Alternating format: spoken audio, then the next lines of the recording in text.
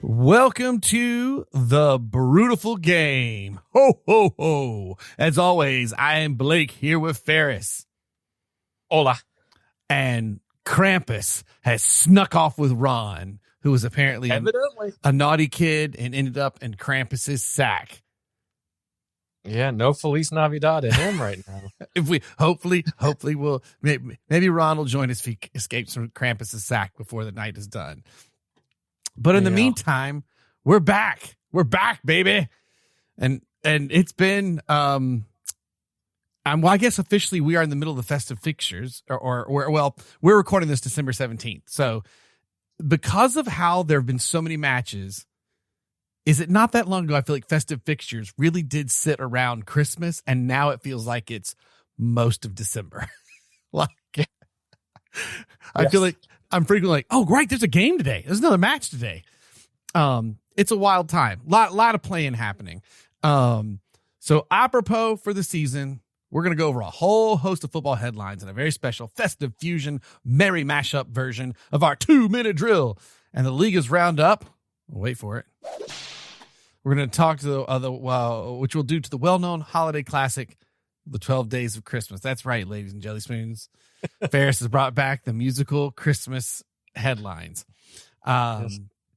And we're going to split the pod with the festive fusion merry mashup. And as the halftime whistle blows, we'll ski on over to We Wish You a Merry Christmas, that United could defend, and the green sleeves of the Glazers out Ferris, who's going to kick us off as we look out at some soccer Christmas traditions with us in a holiday edition of We Just Made This Up, because Ron's not here. and then with the second of the pod, we're going to complete the song and our festive fusion merry mashup between our 2-minute drill and the Liga's roundup. Man, I really wish I had jingle bells for that this go around. Right. But first, our beer. Now, we should have discussed this before starting the pod, but Ferris, I'm happy to kick off because I'm very themed to. I am too, but could we do a me kickoff, then to you, and then to me again? Perfect. Love it. Okay. Because I'm going to start us off with the hard stuff first, if you will. So it's always good to do a shot before beer. You're in the clear type of thing. I almost did this. That's scary. So I'm going to do because it's all going to theme a bit tonight, but just before I went out to LA a few weeks ago for work, I had ordered some booze, and this booze is called Peppermint Bark Moonshine. Peppermint Bark Moonshine? Hell yes, yeah. And it is from it's from Tailgate Brewing, or I'm sorry, Tailgate. Sorry, it's from the Dan Patrick Show, who partners with Tailgate Moonshine, and I bought 2 of these glorious bottles, and here you go, Blake. They are 40% alcohol by volume, 80 proof, 750 milliliter bottle. So I've already kind of dipped into it, but I figured this would be a good way. Again, it's Peppermint Bark Moonshine, so it has a little bit of a holiday flavor there, if you will. And it is, again, a moonshine that is featured on the Dan Patrick Show, one of my favorite shows to listen to. And I don't know if I ever said this on the pod, but my grandma once told me that we are related to Mr. Dan Patrick, being from my mom's side, being from the Zanesville, Ohio area. And she told a story about cousins and this, that, and the other. But anyways, so I'm going to give this a go, and I'm going to kind of just do it right now as I kind of. It's funny. I almost made eggnog with some hard stuff. So that's funny that you're doing this. I'm going to pour a little bit here into. Now that peppermint bark, I mean, you have to take a photo of that for the episode, but it's. Oh, yeah. It looks like tea, not even whiskey. It's kind of the color of it. Mm-hmm. Mm-hmm. So, and it's you know what? Let me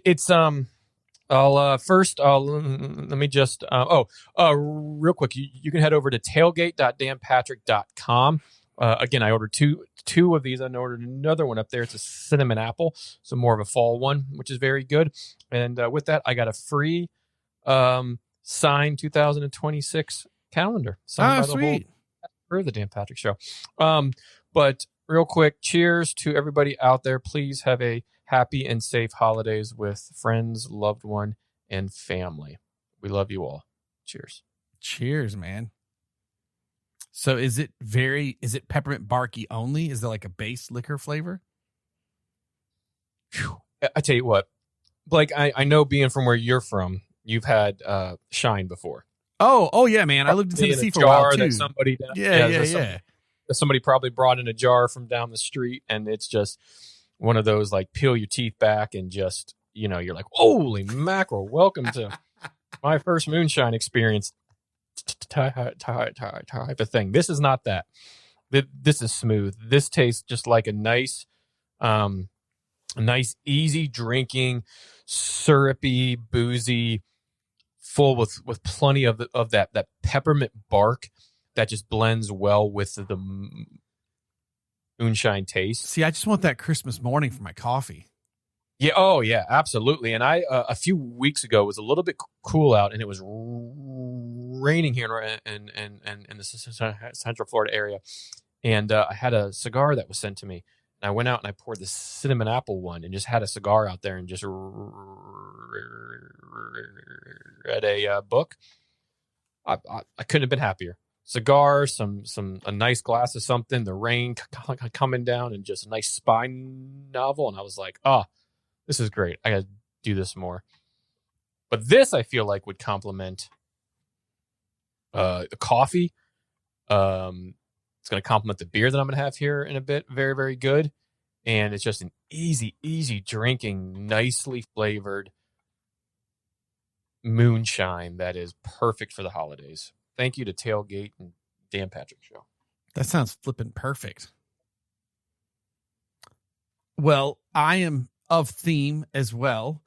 Forgive me, Ferris, because I've just moved to Pennsylvania, but I say just moved. It's almost been a year. Have I done a Trogs beer yet? Yes, you have. I have, right? Okay. Yeah.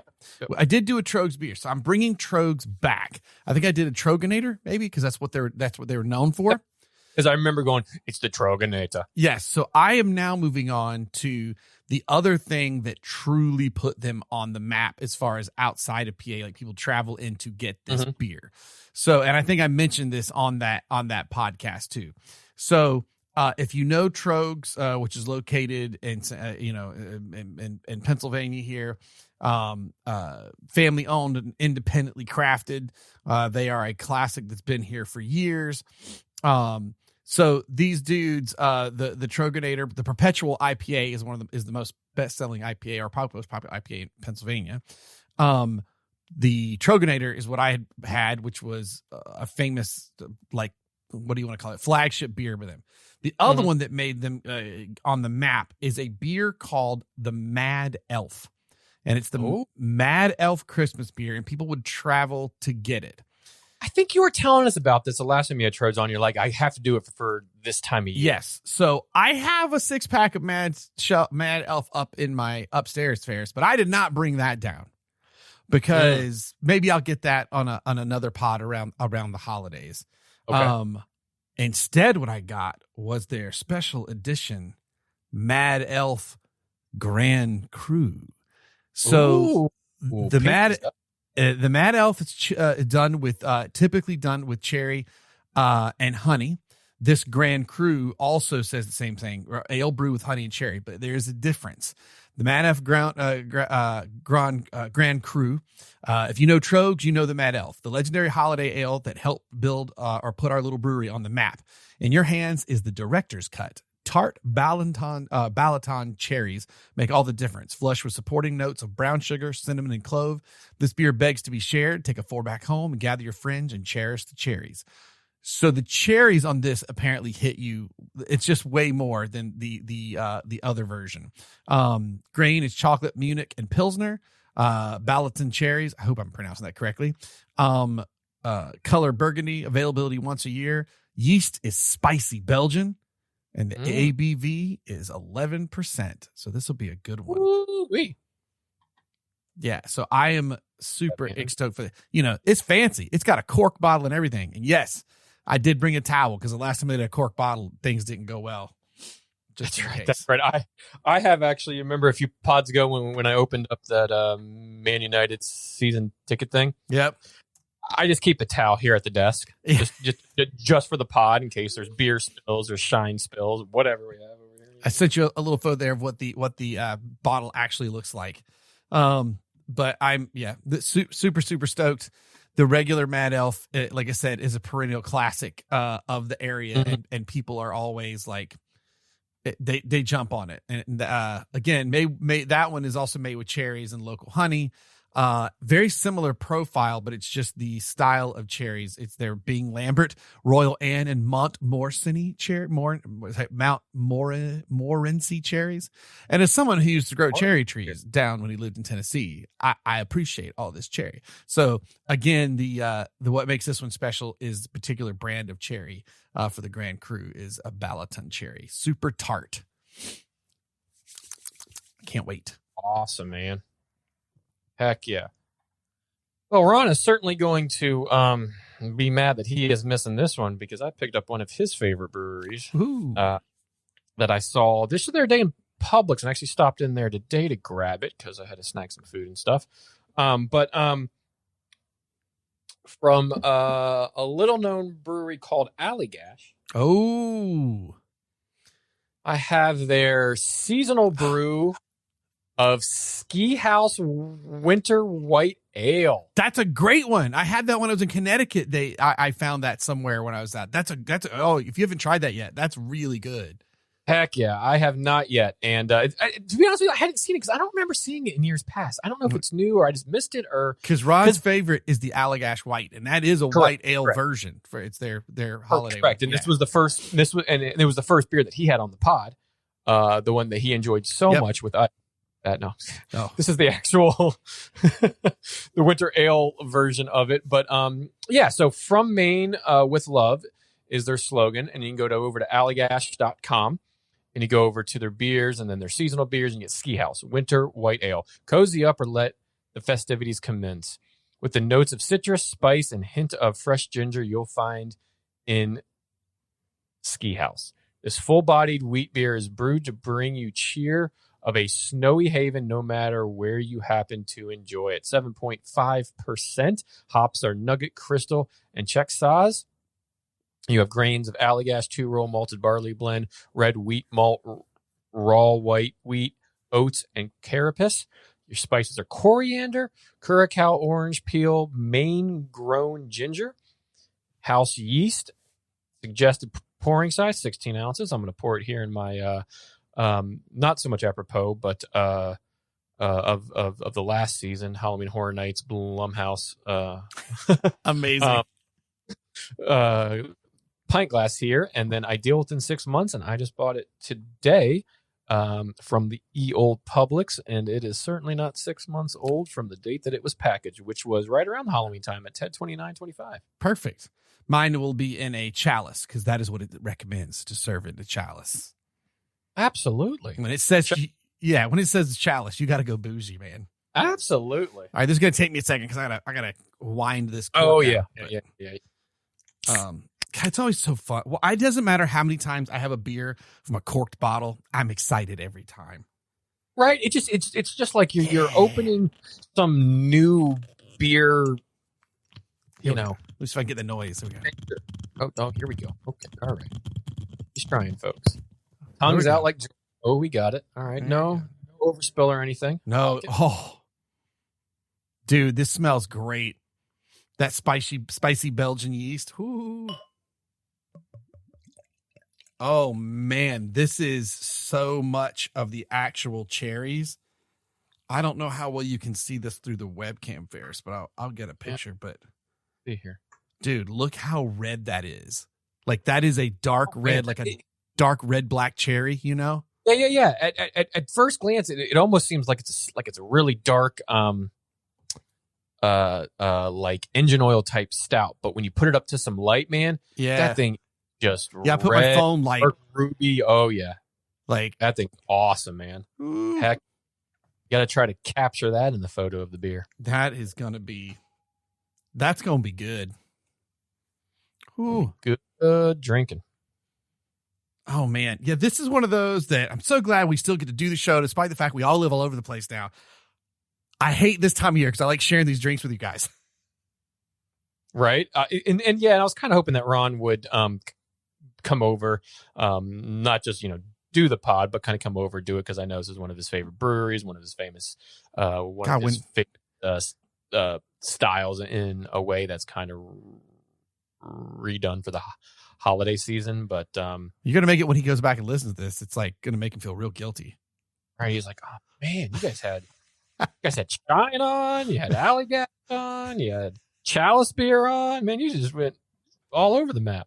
All right. That's us, man. Season's greetings. Cheers, my dude. Season's greetings, my friend. Here's to the festive fixtures. Ferris, my God, man. I don't know if they do that down in Florida. I don't know if they do trogs. I don't think so. I have not seen it if they do. But I got to figure out how to get some of this to you guys. This is awesome. This is like a hearty Belgian beer, but with cherries. It's tasty. It's tart, but not like a sour. Like it's those, you eat like a tart cherry, right? Like the ones that aren't sweet. Yeah. It's like that, but it balances. Oh, that balances out right. Now I kind of wish I had another regular Mad Elf chilling in the fridge. Just to kind of compare and contrast right, there. because I think that's going to taste a little sweeter. But I got that to bring down to family that we're visiting in Virginia, as Blake is wont to bring a bunch of cool Christmas beers that everyone else isn't super into. So I just end up drinking them myself. No ulterior motive there at all. Oh, darn. I don't think I've ever had a bad thing from Alleygash, and this has, to your point earlier, just those notes of the Alleygash white with a little bit more of those spices that bring out those kind of holiday notes to an ale. I like that it's called the Ski House because so the one I'm drinking is like you're done skiing. You're by the fire at the end of the night, right? Yeah. The one you're drinking honestly feels like one you might have with lunch before you go back out and go again. Right. Like what I was going to say, it's one that you absolutely could have for lunch, and then I would save the shine for afterwards where, sit by a fire, have a cigar. But no, just a very good pairing on the two. It's a fun time of the year, not only because family and friends and the holidays and Christmas, Hanukkah, you name it. It's a good time of year, but also from a beer and brewery, perspective, you usually get a lot of beer styles that sometimes are just turned, twisted, added on to. I love it. Normally get, and you can really find it. So this is what caught my eye walking through the store the other day, because they had a whole end of an aisle shelf that just had a whole slew of these beers. Your St. Bernardus, your Celebration, your all of that. I was like, I hadn't just seen this one before, so that's why I wanted to snag it. We definitely did it on the pod a while ago, but I have St. Bernardus Christmas Ale in the big bottle with the cork. My wife snagged me, and so that I'm debating on whether to let that one go and do that Christmas Eve, or to take that with me to visit family in Virginia. I haven't figured out which one I'm doing with that. Just because if I take it to the family, if I do it here, I'm pretty much drinking it alone. Mm-hmm. If I take it there, I might be able to share it, but chances are I'm still drinking that big bottle when it's all said and done. Yes, indeed.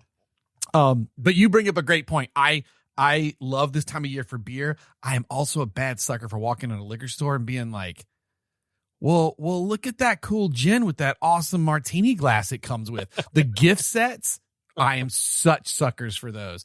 Yep. Especially like a good Scotch gift set with a really nice rocks glass or something. I'm like, oh man, I don't need that Glenmorangie, but I kind of want it because the cool glass. Yep.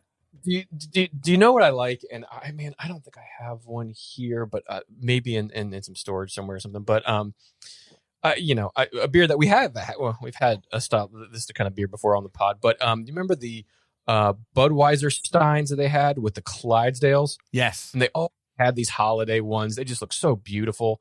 Like, it's things like that you're like, man, I don't need. I want. Super cool, and I want it. Well, let me tell you, as we're treating this cold open, it's 2 of us. So in theory, this moves faster than 3 of us. So I think we have time to do this. Right. I sent you and the guys in our soccer thread. So Sunday, the big Christmas festival we were supposed to be hosting, we got completely snowed out. Like where I work at, we've got a large ground, so we could not get it all cleared out because it came all night long and didn't stop at like 8 or 9 in the morning. Well, the Laterkrantz German Society, which I brought up when I went to their Oktoberfest on the pod, they opened a Chris Krindle market sort of thing. And so I expected it to be in their indoor building, but we looked online and they said they had cleaned the whole parking lot out. The parking was $10. Come on over. So we get there. They have all the tents from their Oktoberfest up, and they've just got heaters in all of them. But there's a giant like German fir Christmas tree out front. But just imagine, dude, it just snowed overnight. So it's covered with snow. There's snow where they got like fires going, and like there's this beer. They have like a transfer truck trailer that's always got their beer in it. And this go round outdoors, it was all Hofbrau. And these two dudes are just freezing. I'm like, what's up, guys? I'm like, the Glühwein line is like 80 people deep all the time. And that's the hot mold German wine, So everybody's in line for that. I was like, forget it. I'm going to go over here and get my beer. I look on my phone. It says feels like -1 degrees. Oh. Now, I'm like, what's up, dudes? I was like, they didn't put any heaters by you guys. He was like, it's okay, man. You just pretend it's coffee. I was like, that's a good call. I'll take the Dunkel. That looks the most like coffee. And he like hands me one.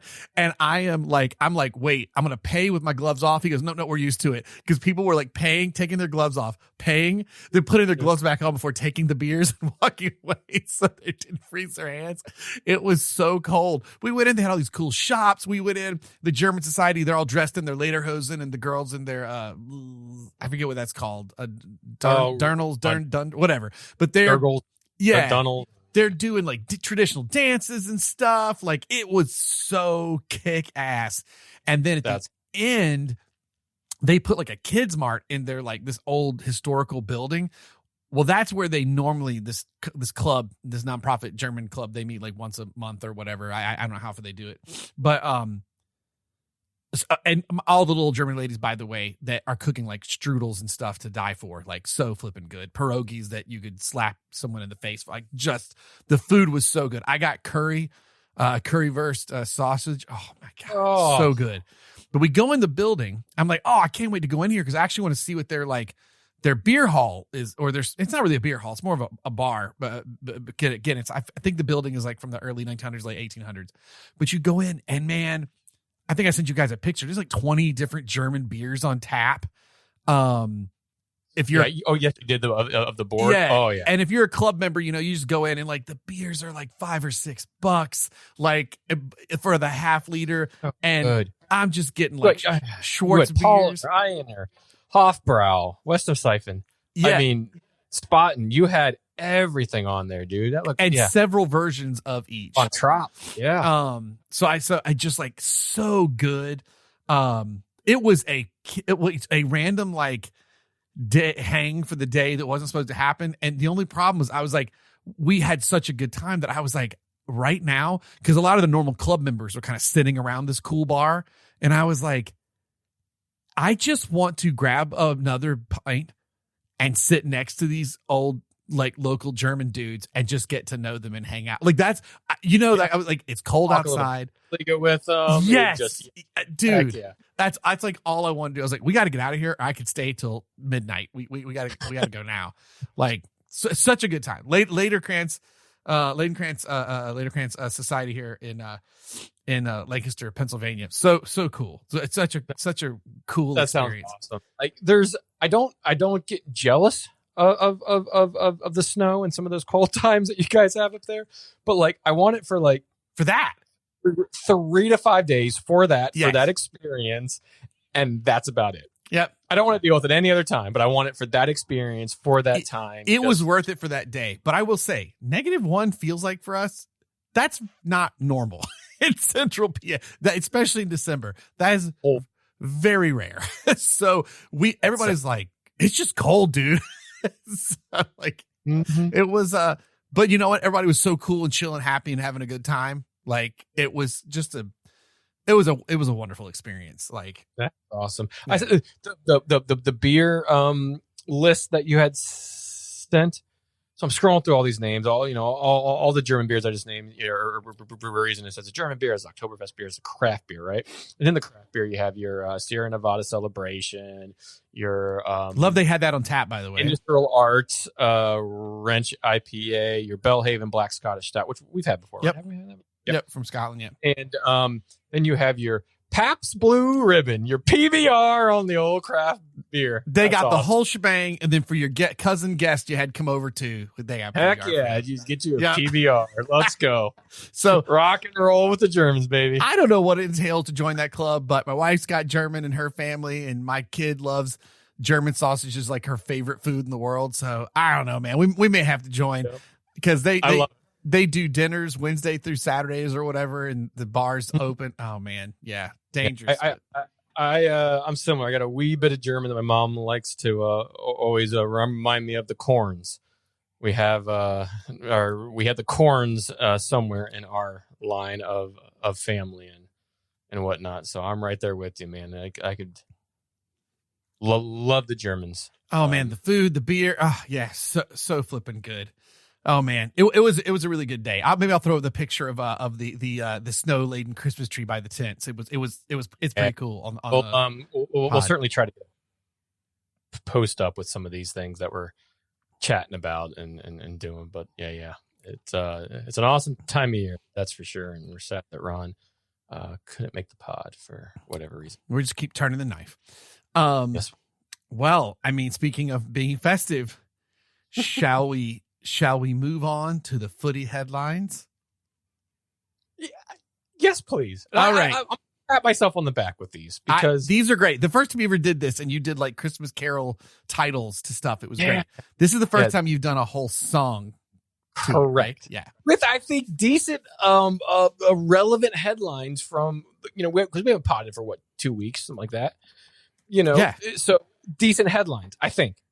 We'll see how it goes. Oh no, I know, dude. I think this is pretty good. Here we go. I found some jingle bells for us to get everybody in the mood. Okay. So, this is my terrible, quick, fast audio editing.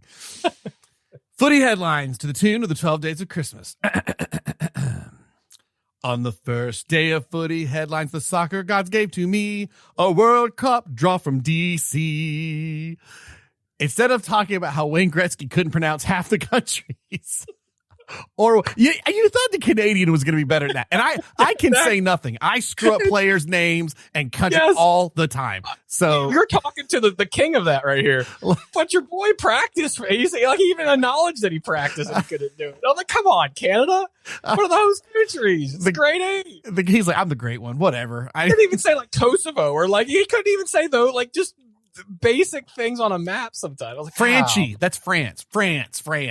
Yes. Or what was the Turkey and he was like Turkey or he couldn't. I was like, what are you doing? You just ate one of these. Just score goals. That's all we need you to do. Oh my God, amazing. So instead of talking about Mr. Wayne Gretzky couldn't pronounce half the countries, why President Trump received the first ever FIFA Peace Prize, we can't even, that's a whole separate pod. Even going into that. That's a 4-hour special. We will merely recap groups from the draw, which I had failed to pull up, but I'm pulling up right now. So from the draw, and it's wild how the couple of different country leaders that were there happened to pull out their country. Yeah, I didn't watch it because I was on a plane. So did you see it? Because they're like, this is actually not okay. Yeah. But people are like, that's not cool because you basically are saying this wasn't really a draw for those teams. Yeah, and it's weird. If you remember, this is going to be a 72 team tournament, right? Or no, crap. What is it? Hold on. How many we got here? Do math on the pod. A to J. Is it a 10 40? times 40, right? 40. That was terrible. 40 or 48? A through J. Isn't that 10? A through L. Oh, it's L? You're right. So I think it's 48. 48. Yeah. There you go. Sorry, I'm thinking 72 for the March Madness. Yep, you're right. So it's 48, but it's up from whatever it was before. You can tell Ron's on the pod because we got no one to do math right now. You ain't lying. But yes, 48. So quickly on the rundown. We got Group A, Mexico, South Africa, Korea Republic, and a European playoff D. Which I don't. It's from you. So yeah, we don't know quite who that's. I think it's Well, you got to remember that Mexico is a host, right? As Mexico, just for recap, in case you didn't, Mexico, Canada, U.S. So North America kind of hosting. Group B, Canada, another UEFA European playoff A, Qatar, Switzerland. Group Pretty C, fair. yeah, I think so too. Group C, Brazil, Morocco, Haiti, Scotland. Group D, USA, Paraguay, Australia, European playoff C. That's a pretty good starting group for us. Mm-hmm. He said with trepidation because we have been how we have been. So I don't know what that's going to mean, dude. I say it's a good group for us. And Australia can win the whole thing and knock us right out. Group E, Germany, Curacao, right? Caracau. God, see. Sorry, Wayne Gretzky, I'm right with you.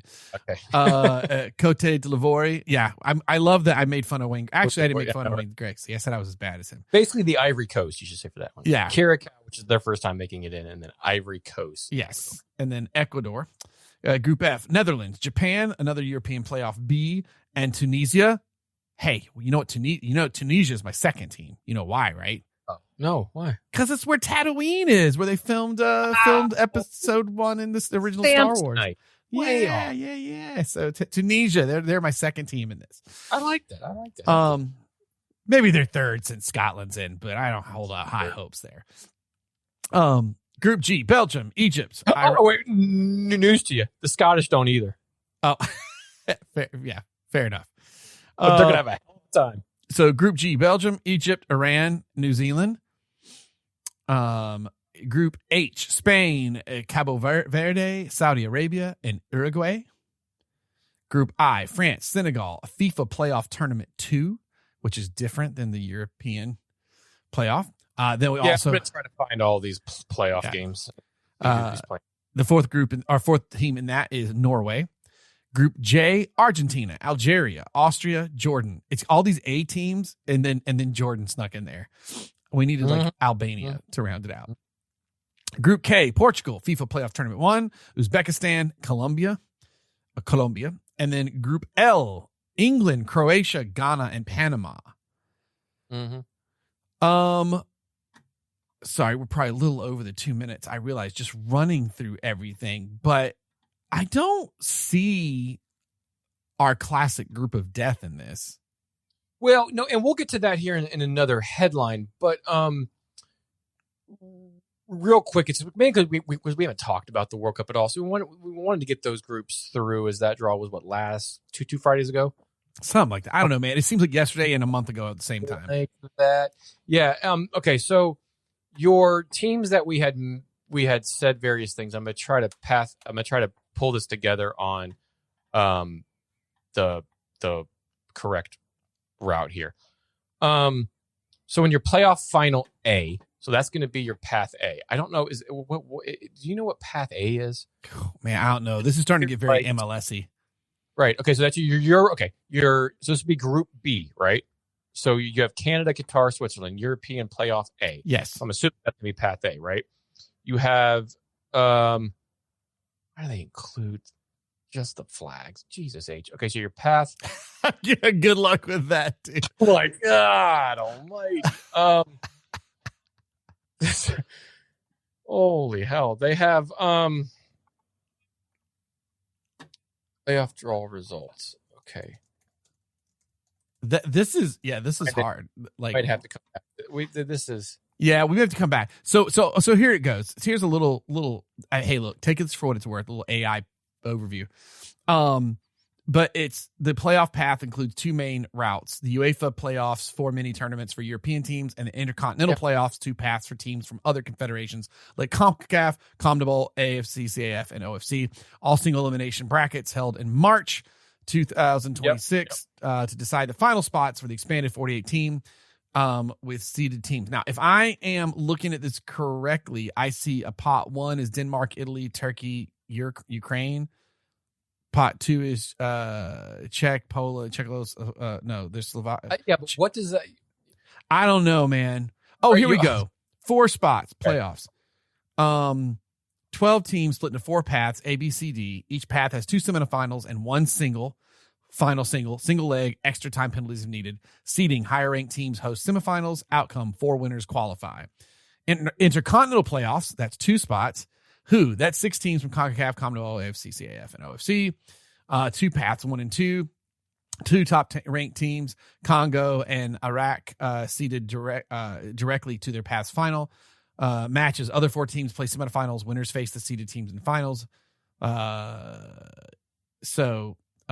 An example of UEFA playoff C and D, UEFA playoff C winner, say it's Kosovo, Romania, Slovakia, or Turkey, and UEFA playoff D winner, Netherlands or Senegal, are placeholders in the group stage draw for teams like the United States men's national team. Is that confusing and probably didn't help at all? 100%. For sure, but I read it out just like we read out whatever the MLS is doing. This is the most MLS-y World Cup. Yeah, you're right. Okay, so basically your Path A, which we just described, your Path A, which we just described, would get you into that Group B, consist of Wales, Bosnia Herzegovina, Northern Ireland, and Italy. Yeah, Group A will get you into. Path A will get you into Group B. Yes, and then what will Path B? By the way, into? Group A has Group D will get you in. Playoff D will get you into Group A. Just in case you're wondering. I mean, I know it's a draw. Is that what that is? Yes. Okay, I was trying to figure that out. Okay. Yes. But did you say all that? I did say it, but you kind of have to. You kind of have to look at it again when if you just treat the playoff. No, that doesn't make any sense because Group A has a European playoff into D. So your Group D, whoever wins Group D goes into your.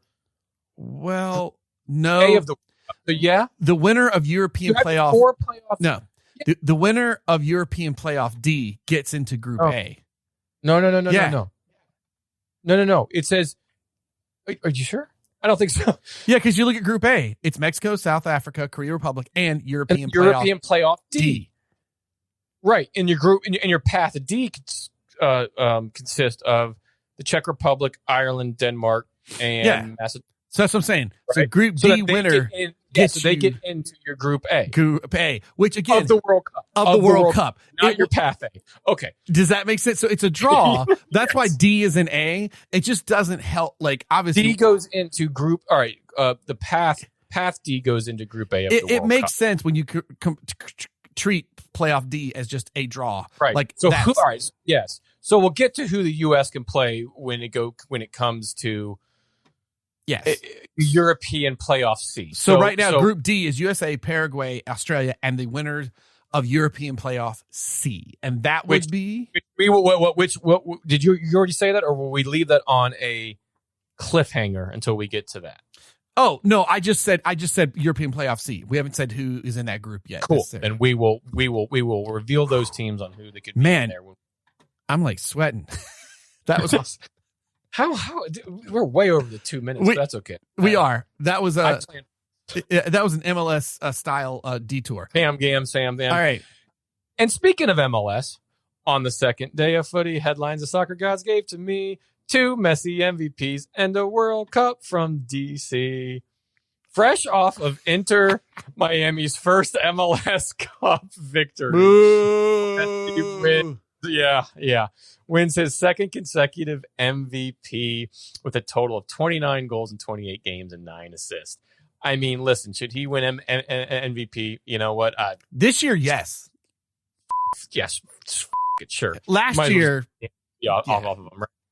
You know, listen, I don't know if anybody watched the final. Yes, Inter Miami won. Part of the reason I have with it is not just because of Inter Miami. I don't want to put this all on Inter Miami, but the MLS needs to change that the final is played whatever the top seed is, because that's just bull. And you need to play on a neutral ground. The game's built too much. There's too many good soccer stadiums in this country now. You have to play it there. And this is not like Inter Miami was first in the in the East, or they were or Vancouver was first in the West. No, it was second and third in their respective. So, or like something like that. It was like third and fourth or second and third. I don't remember exactly what it was, but you had that. And Vancouver looked good. They looked a little shaky at the start. They came and they tied it up, and then they almost went ahead 2-1. And that was for a double post on the goal line that then went to a counter that made it 2-2. And then later on a turnover, made it 2-1 to Inter Miami. Mind you, this is being all played down south in Fort Lauderdale. And then later on, capped it off with a turnover that then led to 3-1. All of their goals came from either turnovers or these counters, but Vancouver pretty much bossed the game. And it just was Miami just being more clinical in front of goal. And I don't take anything away from Messi winning with those kind of stats, 29 goals in 28 games and 9 assists. I take a lot away that he still hasn't played here in Orlando. So I'm glad he signed a new contract. Luis Suarez just signed a new contract to take him through next year. I give a lot of credit. I think I said this on the pod before. Give a lot of credit to Luis Suarez, who every time that Inter Miami's played here, he's played here, and he gets from the fans. I mean, he gets absolute crap from the Orlando fans, as he should pretty much anywhere he goes. But I have respect for him in the fact that he shows up and he plays. Bad knees and all at 38 years old. He'll be 39 when he comes next year. But the proverbial GOAT and the face of the league hasn't even played in Orlando, your in-state rival, where they've come up here at least 3 times now, and he has not played. Yeah, that is wild. So we play them early on in the season this year. I think it's like March 1st or something. I'm really hoping he plays, because as much as I don't like Inter Miami, as much as I don't necessarily, he's not my GOAT, as much as I don't like Suarez, I want to see one of the greatest players of all time play in my home stadium, and I'm not going to go down to Miami to see him. That exactly. I pay $800 plus a year for 2 season tickets. I want to see him at my home stadium in the league that he's playing in an in-state rivalry game. With that said, congrats on the MVP and whatever, and Inter Miami win the MLS Cup.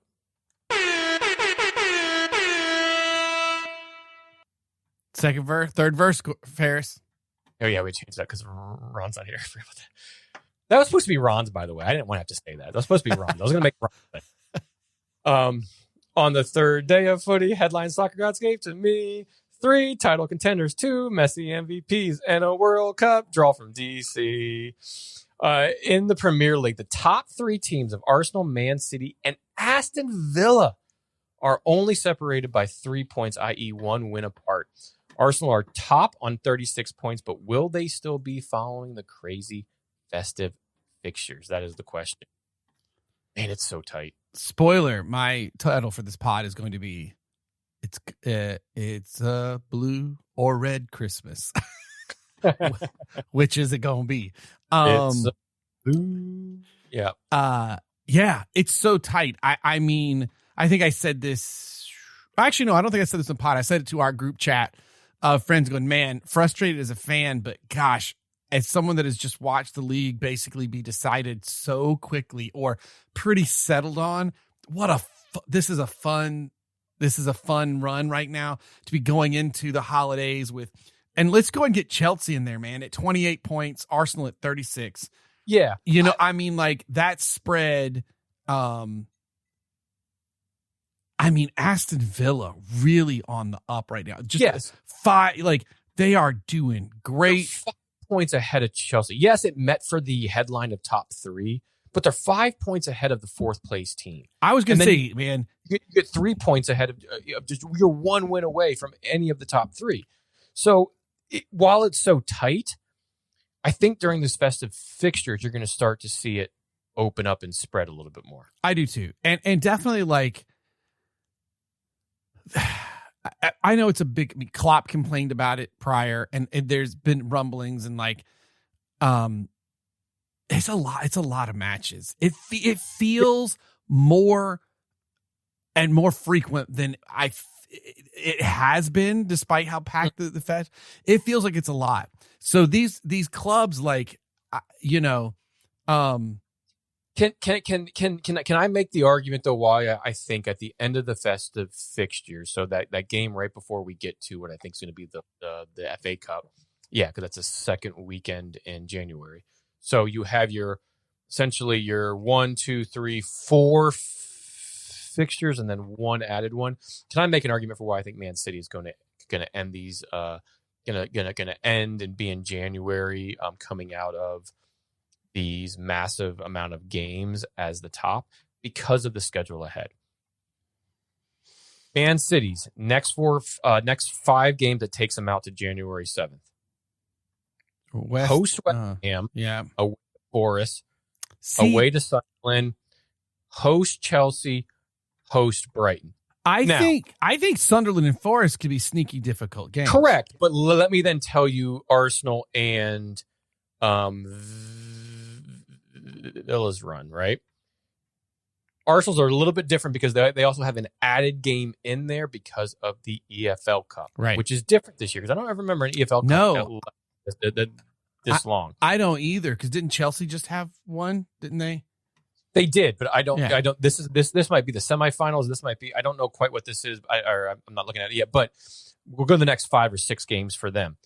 They go away to Everton on the weekend, and Everton a problem has been a problem for Arsenal. Easy. Yeah, absolutely at Everton. Yeah. Host Palace again, not easy. Woo! They did beat Palace a few weeks back. Did you get Brighton? Brighton's next, and that's it. And sorry, Palace was in the EFL Cup. Brighton. Okay, so that's EFL Cup. Yeah. Yeah, but you host Brighton and then you host Villa. Villa just beat you on the road. Arsenal a better home team than they are. So 3 home games in a row. Gabby might be back. Did you see the news for that Villa game? Gabby, he might be. Yeah. Interesting. Okay. And then you go Bournemouth on the South Coast, and then they host Liverpool. That's a pretty tough schedule for the next 5 or 6 games there. Villa host Man United on Sunday, go away to Chelsea, go away to Arsenal, host Forest, and then away to Palace.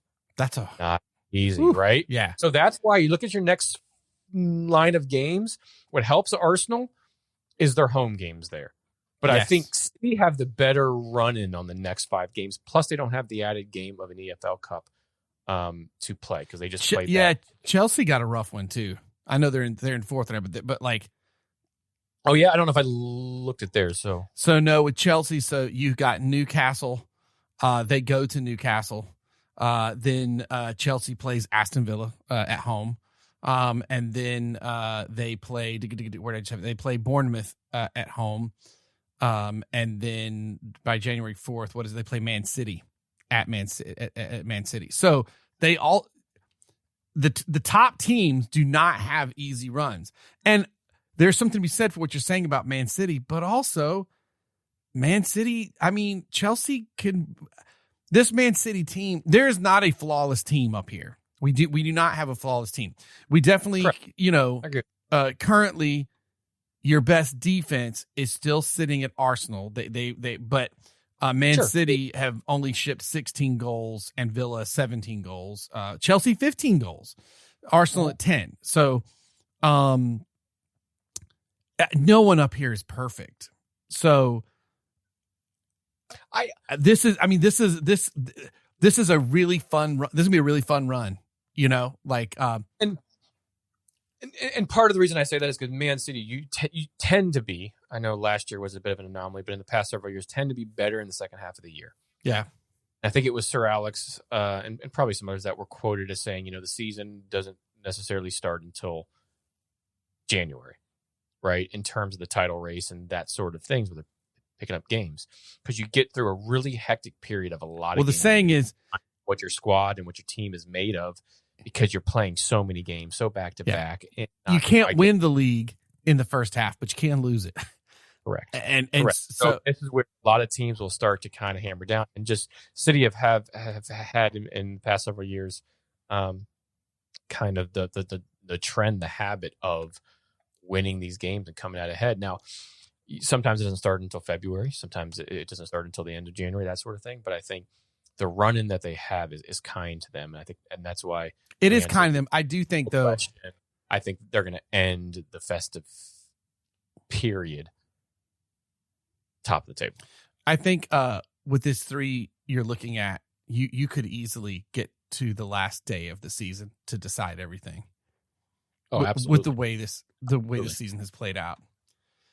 I don't like that as a fan of one of those teams, but I will say that's awesome and good for the sport overall, because you don't want to, we've said it before, you don't want to become La Liga or something where it's just the same 2 teams over. And, right? So it's a good thing. On the 4th day of footy, headlines the soccer gods gave to me. 4 teams in a group, 3 title contenders, 2 Messi MVPs, and a World Cup draw from DC. These are great. With that World Cup draw done, is there a group of death, as I alluded to earlier? And what do you make of USA's draw? I don't think we really got a group of death this go around. Well, I think because we upped it to 48 teams, it's harder to get that. Well, right? You know what? That's a really fair point. Actually, you eliminate a couple of these groups. All of a sudden, you're going to have a Spain and a Germany or something like in the same group. Yeah. I think ones that I circle, if you will. There is the France group, which I think is interesting from the Sorry, which group is that? Group I. So you have France, your FIFA playoff tournament 2, which I have no clue who that will be. But then you have Norway. Norway is one of the first times they're making it in a long time. But you have the likes of, Erling Haaland. They're doing it. Odegaard, who have really wrongly. Yeah. Right. Who have arguably one, and we'll get to another headline here in a second, but you have arguably one of the best number 9s in the world that have propelled them in there. So very dangerous. I think it's a tough group, but I don't think it's a group that France can't get out of. Another group that I looked at when it kind of first came out was England's group. I was going to say England's group, to be honest, with Croatia. England, Croatia, Ghana, Panama. They should get out of that. They probably will, and they probably will top the group. Croatia, not quite the team that went to the finals several years back. Ghana, decent team, good team. And Panama, scrappy, dirty, going to be physical. Those type of thing from a South American type, Central American type team. But to your point, we don't really have what those group of deaths are going to be. That it's tough. When we go over to what the World Cup what the US and their draw, I think all in all, and usually the host teams get this, so I don't want to make it sound, like we just got the luck of the draw here, but usually your host teams, your Mexico with South Africa, Korean Republic, not particularly easy, but you pretty well for a host team. I think your Canada probably got the best draw out of it in terms of a Swiss, Qatar, and then your playoff A. Depending on your playoff A, though, you could get an Italy coming out of that, which would be tough. But that they're even in the playoffs kind of shows you the quality that's in their team, or at least how their qualifying campaign's gone. But they could also have Wales, Bosnia-Herzegovina, and Northern Ireland, as we said earlier. Your Mexico could have Czech Republic, Ireland, Denmark, Macedonia. So could have all kind of scrappy teams. My guess is you probably have a Denmark coming out of that. Maybe Ireland. Come on, Ireland. Right, 100%. And then when you get to group D that the USA are in, Paraguay, okay. Australia, okay. We just played Australia not too long ago. Had a good result. And they're in the European playoff C. And what that group consists of, and what we were kind of alluding to earlier, is you have Slovakia, Kosovo, Turkey, or Romania. probably the best playoff path draw in terms of the teams. Yeah.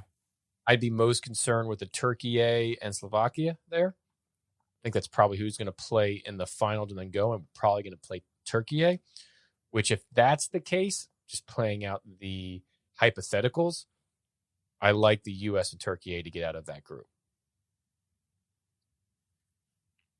Yeah.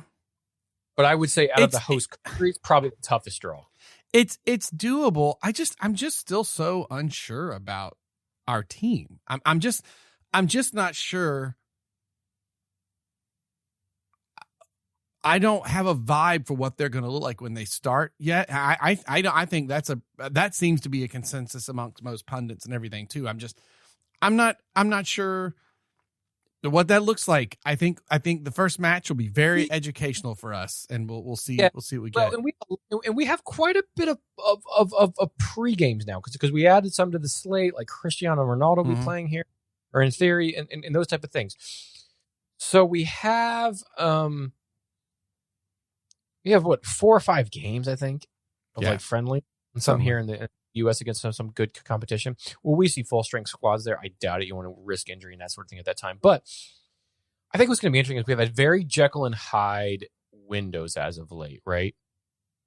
From your September's, your October window, your November window. I think we've had one in each of those windows, if I'm not mistaken. But a very,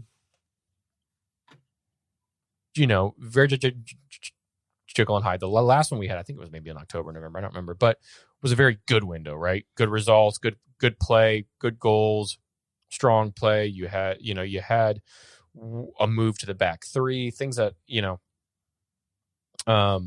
looked good, and everybody was quite happy. Now, can we continue that momentum going? Then maybe that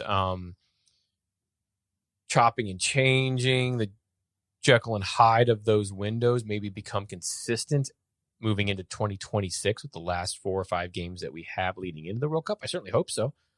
It's going to be interesting who makes the squad. You have a lot of fringe players. You have players that have put their name out there, from a Sebastian Berhalter to Malik Tillman to some of those players that you think are probably going to make it, but might be on the fringe depending on if you're Yunus Usas, your Ricardo Pepis. So some of those are fit and will probably make the team as well. So it's going to be interesting. I think all in all, out of an expanded World Cup, especially here, one in the U.S., interesting groups, but a group of death, no. Tough groups, yes. U.S., the hardest of the host countries. That's my kind of quick analysis. I concur.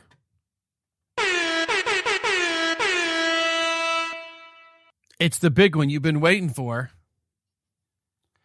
On the 5th day of footy, headlines the soccer gods gave to me 5 goals in 5. Bum. 4 teams in the group, 3 title contenders, 2 Messi MVPs, and a World Cup draw from DC. Harry frickin' Kane has scored 5 goals between the Bundesliga and Champions League, as he has Bayern sit atop the Bundesliga and second in the Champions League table. 18 goals in 14 matches, and Bayern 11 points ahead in the league. Is Kane the best number 9 in the world, and are Bayern the best club team in the world? Yes and no. That's my quick response. Yeah. Because I do think Harry Kane is just, gosh, he's just spectacular. And it's not like he's he went to Germany and all of a sudden he's doing it. No, that. He did really, really well in the Premier League, right? He won Golden Boots. The dude's a beast.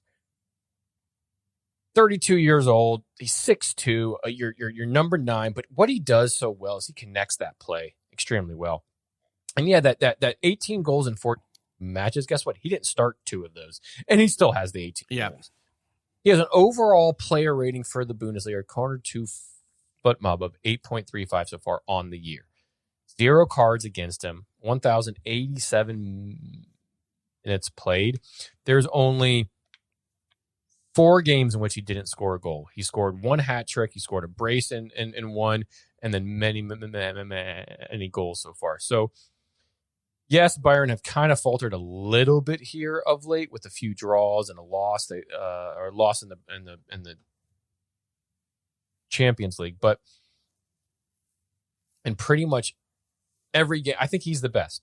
You can go Holland if you will, but I think for what Kane brings to a team on how he connects that play, that's an added bit for a number 9 that if you're going against his contenders, a Holland and a Mbappe don't bring to the game, in my opinion, as much.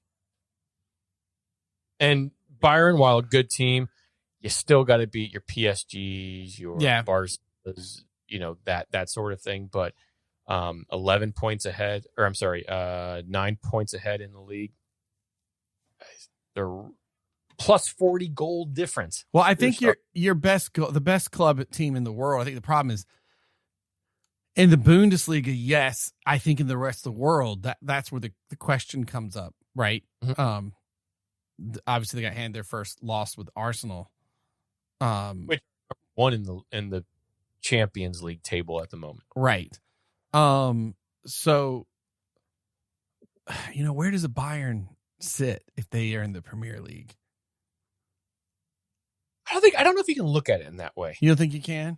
No, I think you have to look at what the European and when you're playing against these best teams, right? And it's actually, to be honest, where there are some ways that Arsenal is set up better for the Champions League than they are for Premier League.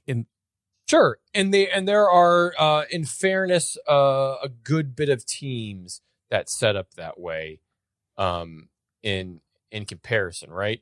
And I think from your table, right, if you're just going to say, "Hey, are Bayern the best team?" Well, you have to go. All right, are they better than Arsenal? Well, they didn't beat them, so technically, Arsenal, could be considered the better team, and they're number 1 in their own league as well. PSG, they haven't played, but PSG, holders of the Champions League last year, number 1 in their own league, right? Man City, we all know what they're about, right? Then you have your Atalanta, your Inters, your Real Madrid, your Atletico Madrid, your Liverpool, Dortmund, so on and so forth. So I think it's an argument for them to be up there. But when they came across another team in a proverbial better league of Arsenal, they got beat 3-1. So could it be just the game on the day? Could it be, what are we comparing to? Now, it was also a weird one. We didn't really talk about that, but that was a weird effort where the manager was complaining like, well, we like to score goals not with set pieces and stuff, except that 2 of Arsenal's goals were from open play and they scored from playing a low block and a set piece. That was a weird. The follow up of that game was odd out of Bayern from their manager. Yeah, and I mean, I think it's fair things to ask, but I think it's fair things to ask because I do think that Kane is the best number 9 in the world. I don't think Bayern are the best club team in the world. Yeah, what Haaland's doing at Man City is great. I'm not knocking Man City's, what he's done at all. But remember when Man City was going hard for Harry Kane? Like what if that had happened? Mm-hmm. Well, what we all would have hoped happened, which would be the Spurs curse, and then they wouldn't be won anything. That's what we would have hoped would have happened. But I don't know that would have been very true, had that been the case. But does that take us to number 6?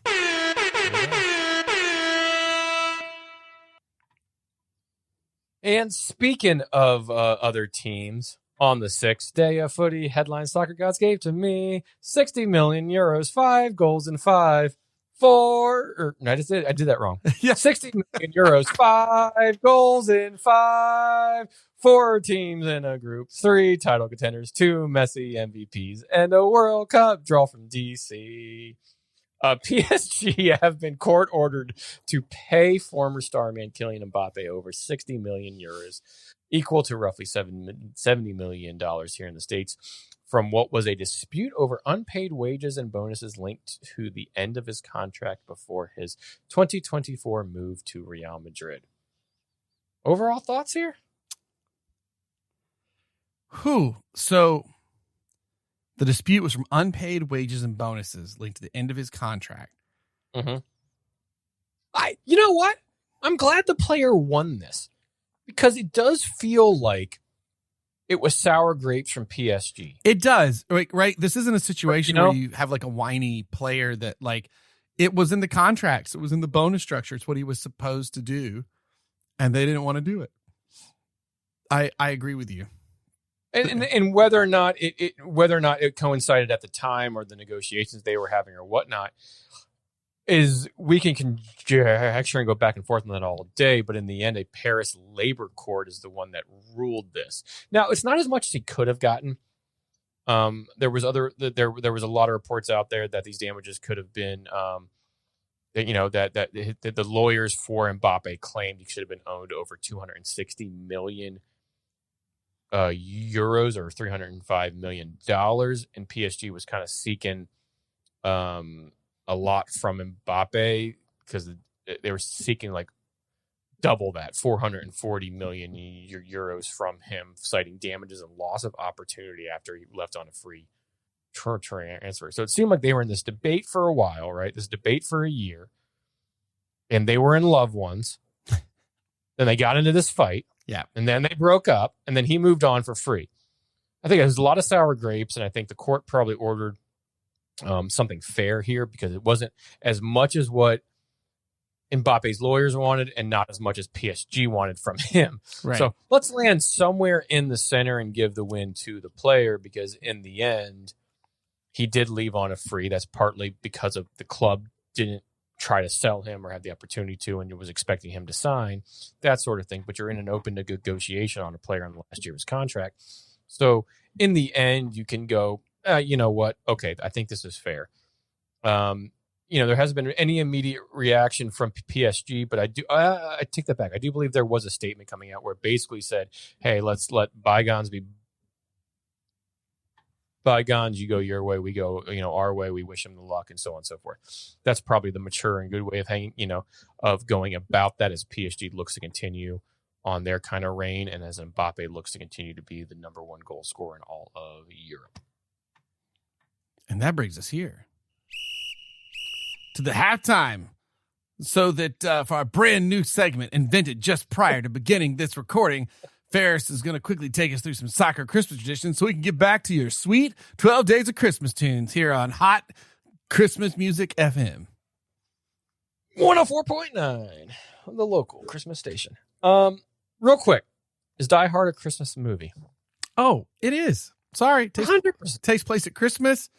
Can I tell you that we had our Father Christmas where I produced this Christmas Village where he does different versions of reading a Christmas stories.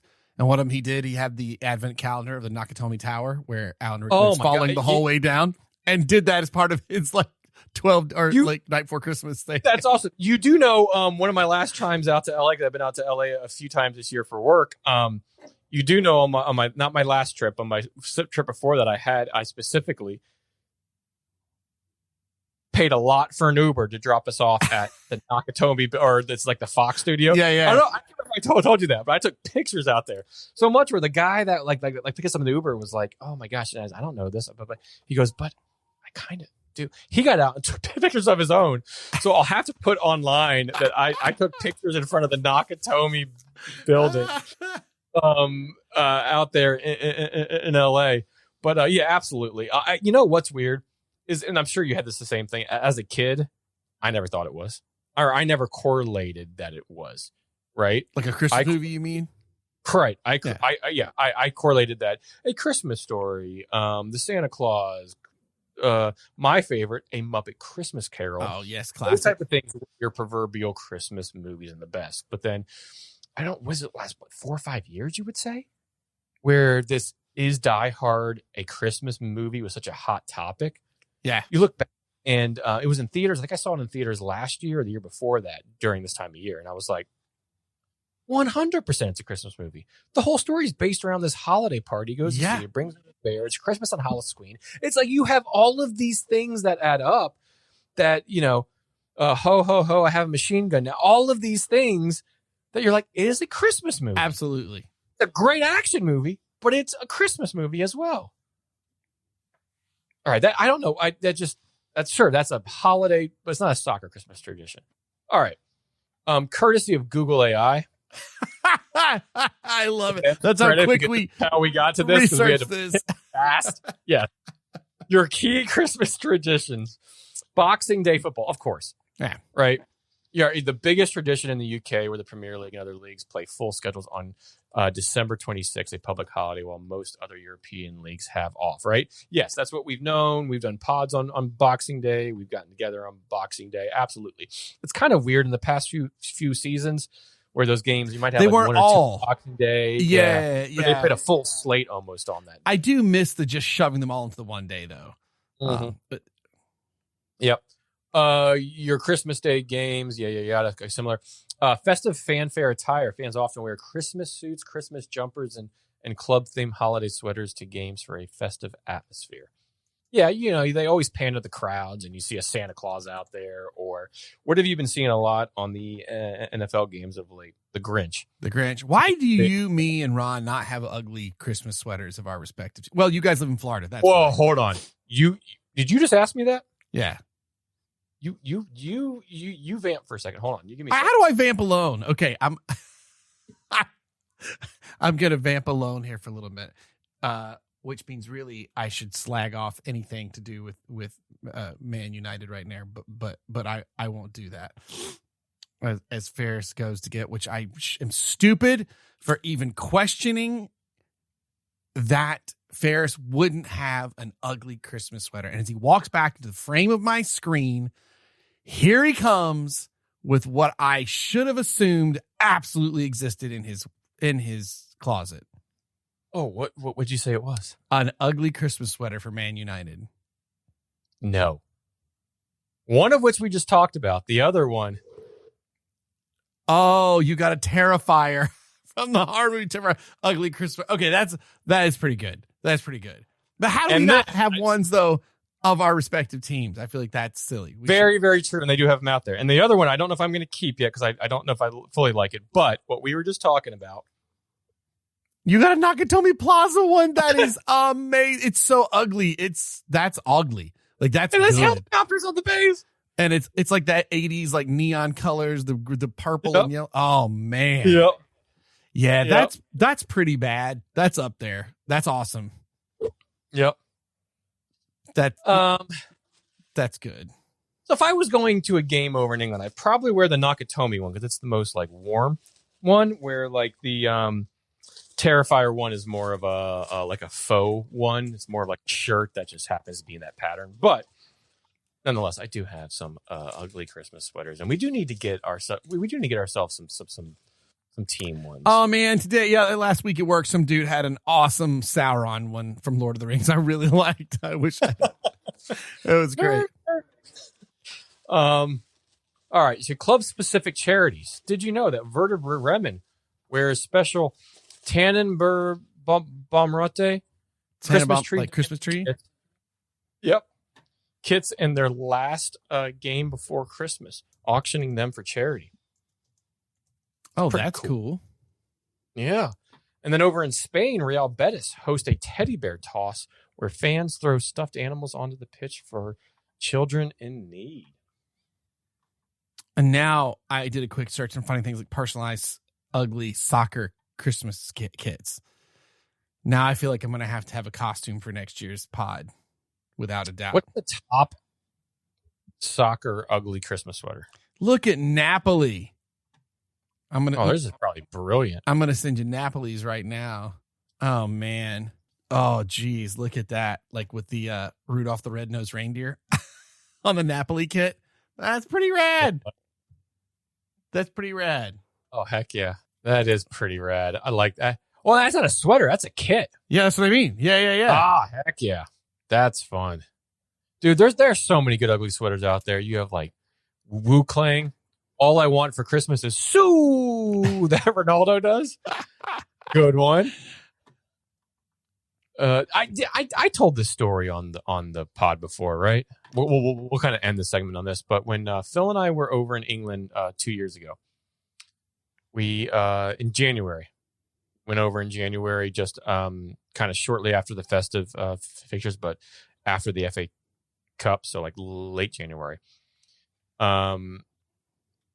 we're there for a few days. We fly back from Dublin, and I had booked us a hotel in the Islington area of North London, which was right down the street from the Emirates, and just a good all-around location. So I had researched for his birthday what the Arsenal brew is, and I got you a brewery from that brew from Camden Town brewery and that sort of thing. So we do that, and they closed early. They closed like 9 o'clock over there at that time, or like 10 o'clock, something like that. I don't know, like a normal like brewery type close time. So we're walking in Islington. It's cold as hell out, and we're a few beers in. We're tired. We just got off a plane, but we just kind of want to go out and do some things. But we're walking. We got to pee like no other. So we're trying to find a spot, like a bar or a club, something just to walk into to pee and then buy a drink or something like that. So we're walking and go to one place, and it was getting ready to close and just looked kind of weird. So we kept walking, and we get to this like main street, and there's like this house, like this big house that was a bar. And you saw the sign, you heard the music, all of that. I'm like, okay, well, let's try that out. We go in, and it's literally like a house, this big house, and a big bar when you go in. So we go in, we're walking around, we're like, all right, where the hell's the bathroom? And it's downstairs. And as we walk downstairs, on the wall is this massive framed jersey of no other than Peter Crouch. It's an England jersey, right? Amazing. So we're like, we're in the right spot, right? We're in the right bar. It's like a big house party. They have like 2 or 3 stories of this. So then we go to the bathroom. We walk outside. We're just seeing what the patio kind of is out back. And as we're walking in, there's some dude wearing a Chicago Blackhawks Clark Griswold jersey. And we were walking by, and we just, I think I said like, nice jersey, dude. He's like, turns around, he's like, oh, he's like, you guys are Yanks, yeah. I was like, yeah. He's like, oh, I love Clark Griswold. This is awesome. Hey, hope you. And he just gave us hugs, and it was just awesome. Long story short, that night then went into a French guy telling us about an awesome bar that he always goes to, and that awesome bar is an American bar in North London called Coyote Ugly. Ugly in North London, drinking Budweiser, shots of Jack Daniels in North London, and Phil and I are going, what the hell are we doing with our lives? But yeah, a Clark Griswold jersey all the way over there in North London. So. Ferris, that's mighty damn fine. Pull it out of your butt halftime. But let's jingle jangle back to the tunes. On the 7th day of footy headlines of the soccer gods gave to me a 7-figure salary, 60 million euros, 5 goals in 5, bum. 4 teams in a group, 3 title contenders, 2 Messi MVPs, and a World Cup draw from DC. Today, the news broke from the NWSL that Sophia Wilson, formerly Smith, will retire to the Portland Thorns in 2026 by executing her player option worth $1 million. As she becomes the first 7-figure contract year in NWSL history. What do you make of the news? Sorry, I meant to type return. Oh, sorry, a return. Yeah. 2 Portland. Interesting. Good. All of the above. You know, there's a lot of news right now that the NWSL is kind of restructuring the caps and the things that they on how you can pay players, and this is a big win. Well, yeah, because the whole Trinity Rodman thing. Correct. And we haven't heard what is fully going to come out of that one yet. This was kind of the first. That's why she becomes the first. But Sophia Wilson, formerly Smith, coming off maternity leave. So it's a very interesting and a huge thing because when she was playing deadly, absolutely worthy of this money. I just still think that she absolutely is. And I'm happy that she got this and that she's returning to a team that she loves and was drafted by and so much and so forth.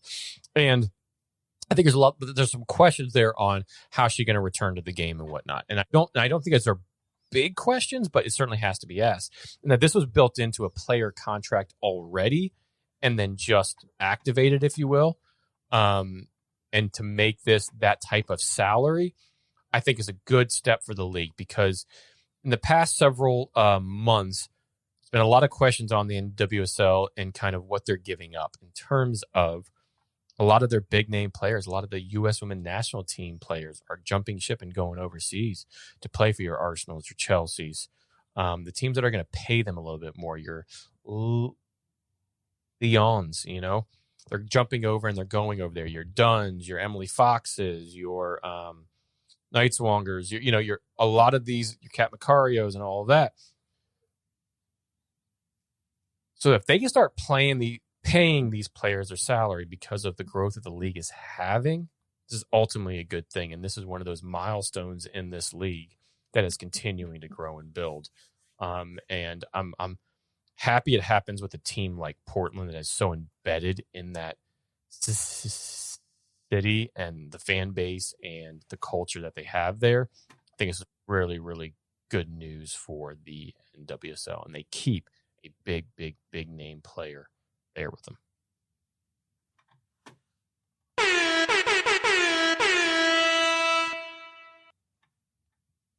On the 8th day of footy, headlines and soccer gods gave to me 8 crazy goals, a 7-figure salary, 60 million euros, 5 goals in 5, 4 teams in a group, 3 title contenders, 2 Messi MVPs, and a World Cup draw from DC.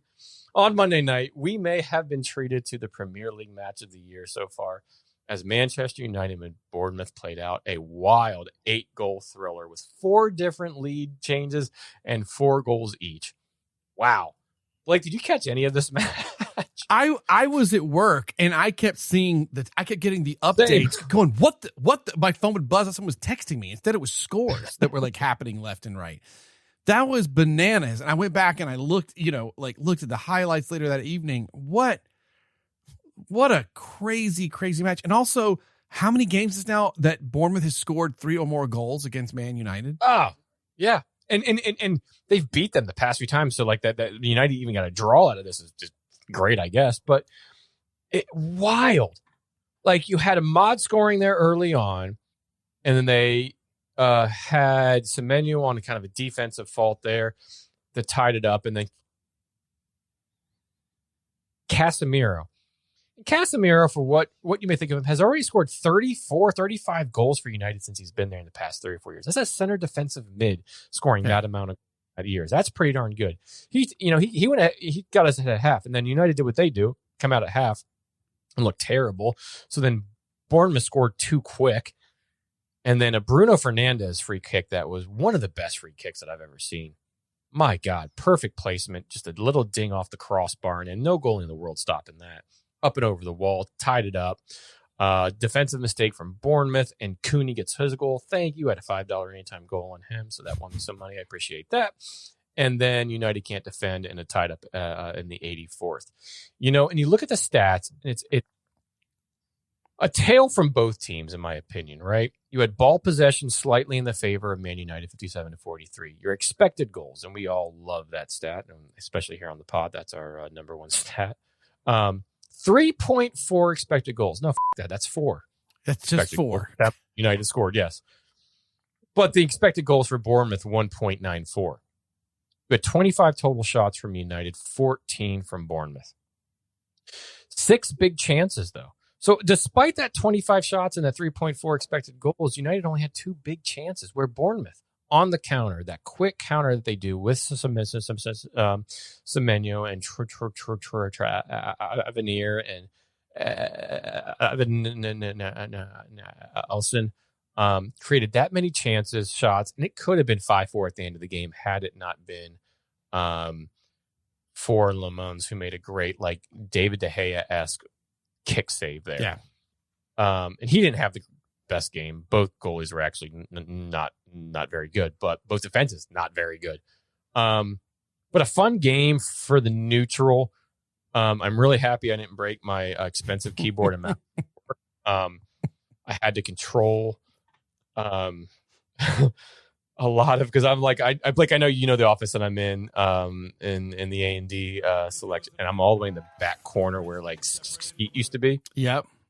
So I have to, my sound reverberates off that back wall. So, because I'm in the corner there. So, and I have the big scarf up, it was It was a tough game. I was trying to get off to watch this game, and the day was just too insane. So I'm like, all right, I'll throw it on my second screen. And I pretty much watched all the game, and that was ups, downs, highs, and lows. It's your typical United match from the past 2 or 3 years of just ups, down, high, and lows.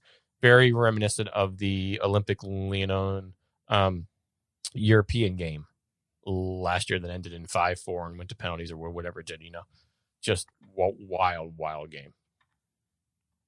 Wild and crazy holiday time.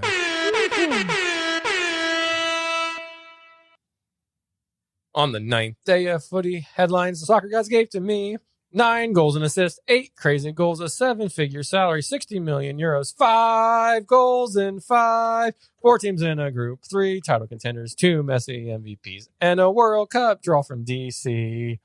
Woo, it's getting long. Captain America, aka Christian Pulisic, has combined for a total of 9 goals and assists for AC Milan so far in the Serie A. I believe it's like 7 goals and 2 assists. AC Milan are currently second in the table, 1 point behind their Inter Milan rivals, with Christian Pulisic leading the line for Milan. Will this form continue in the summer at the World Cup for the U.S. men's national team? Man, I'm not trying to be negative because I'm literally not coming from a negative point of view. I am just so legitimately unsure of what the men's team is at this point. I don't know. I just don't know. He certainly has he's fully capable of doing well. I don't know, man. I don't know what's showing up. Yeah. Part of me feels like, as long as it doesn't get hurt, right? We all hope that doesn't happen. We hope that players from other countries, that doesn't happen, right? Getting into this World Cup. But I think what he brings to the U.S. team and the versatility of his positions, I think allow him to play in any formation, which in turn, I think he can really strive off of and really help push the team forward. Yes. There's various ways you can play him, right? If you're going to play a 4-3-3, you can play him as a right or left wing, primarily probably a right wing. If you're playing this back 3, this kind of hip formation that everybody's playing, your Amarins and that, you can play him as a right-sided number, a cam, if you will. I certainly hope so. I think that he will. I think that he will be he's the Donovan of the time when we were watching the past several World Cups. And I think he has the opportunity to do that, right? Now he has to show that because he hasn't shown that necessarily yet. He has to show those big goals, those big moments, right? Those microcosms in a game where he changes the game.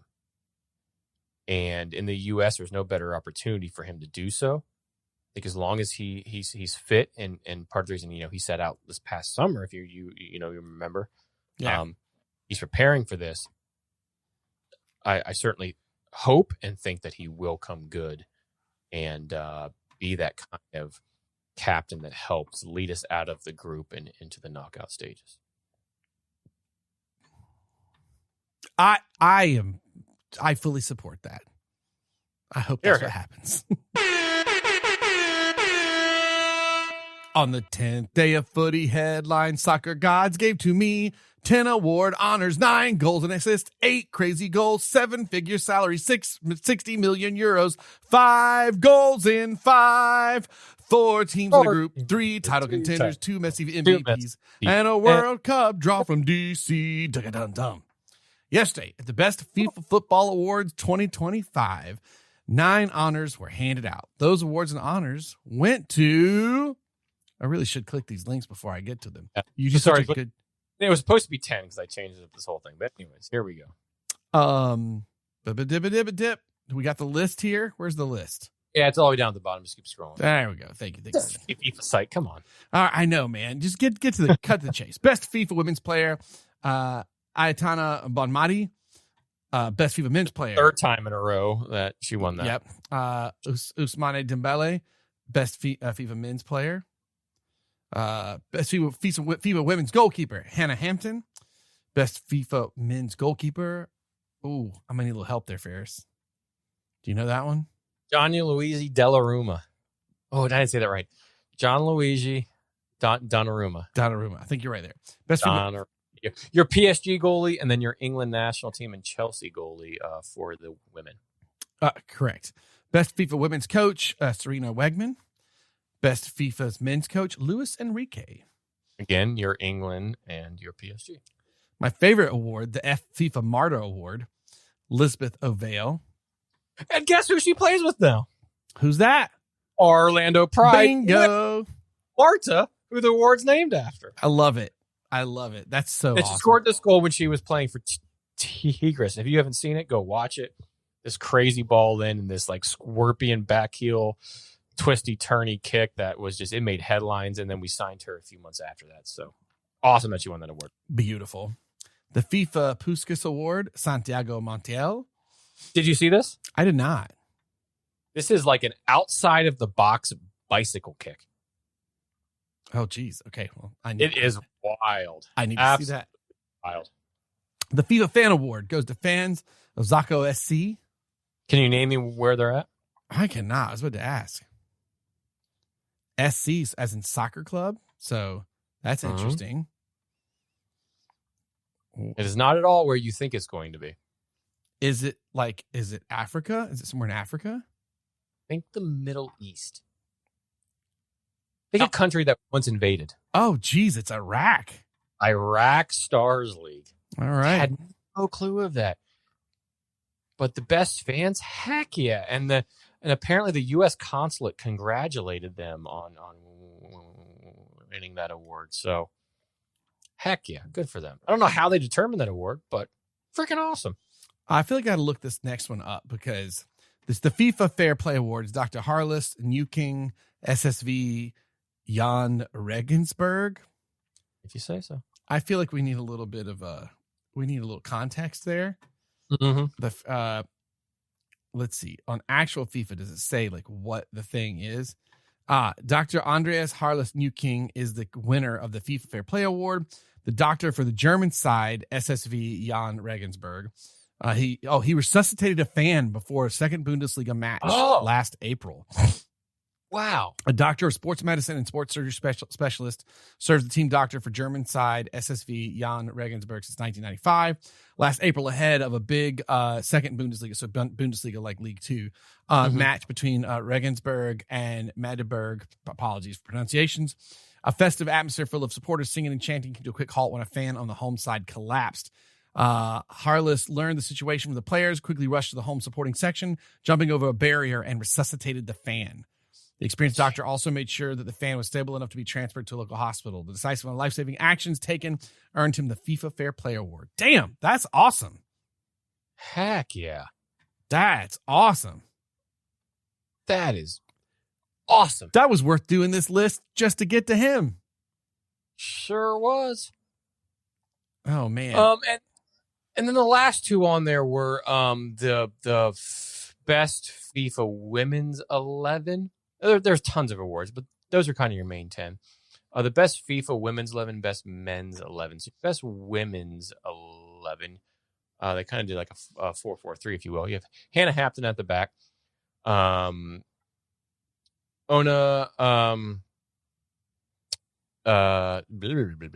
Ona Battle for Spain as your left back. Am I having trouble here? Oh, you have Irene Paredes of Spain as a center back. Leah Williamson of England and Arsenal at center back, and Lucy Bronze, formerly of Barcelona, now with Chelsea, as your back four. Then you had a lot of Spain and England in this, essentially. Your midfielders, Antonana Bomati, who we just said won. Your Patri Guyaro. I watched her during the Euros and that sort of thing. She's phenomenal. Played with her a bunch on ESC. She's just a beast. She's great. Claudia Pina, also in there. So really Spain heavy midfield, which you would expect from just the Spanish style of ball and how that midfield is so prominent. And then your forwards don't really have a whole lot of argument here. You have 2 Spain and 1 England. Alicia Russo for England and Arsenal now. Used to play for Man United, so it hurts my heart. Marina Coladenteni. Did I say that right? Called Denteni. Okay. The thing I'm looking at is very hard to read. Yes. Both Alicia and Marina play for Arsenal. Caldente. Caldente? Aldente? I'm not sure. Probably saying that wrong. Sorry, Wayne. We made fun of you. This is not easy. No.